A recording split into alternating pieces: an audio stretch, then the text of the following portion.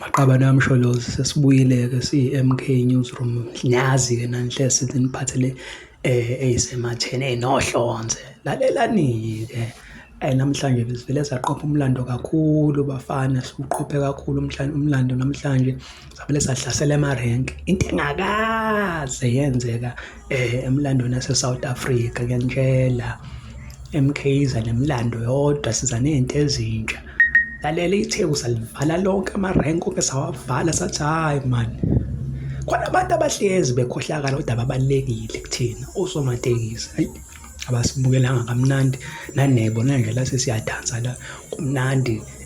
Sibakhombisa ney'tayela ezintsha zokudansa phela manje MK siyadansa kahle kahle welokhuza uma ngizokuchazela kahle yabona. Siphethe omajayivana la yonke into idebhu into ongayazi into ongakazi uyibone. Hawu sajabula kwamnandi basamukela emarenki kwathiwa hhayi sihamba nomsholozi. Konke la besizwa kuthiwa hhayi sihamba nomsholozi, sihamba nomsholozi. Hawu sasho sinzathi hhayi liyabuya-ke impela-ke izwe la. Kwamnandi kanjeyana, kwamnandi kanjena sajabula. Abantu basimukela emakethe bajabula nomama abadayisayo besikhathi ukuthi nomama abadayisayo bayithanda i-MK. Hawu basamukela, hawu ngani zethu, hawu MK yethu samvotela usuma sihamba naye uNxamalala. Phela uNxamalala umuntu wabantu ne-MK iqembu lawo wonke umuntu.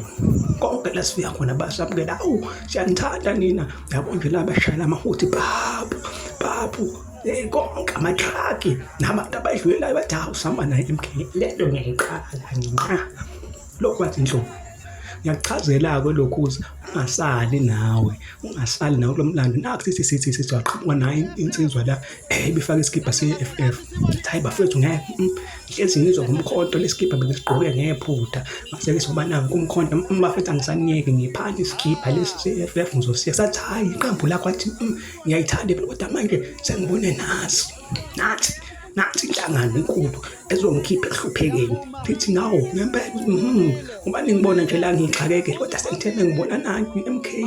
Nawu ngeke sabayeki sathi nayo okay mfana alungile-ke thatha-ke nasi isikibha bafethu mhla 29 siyavota, amen.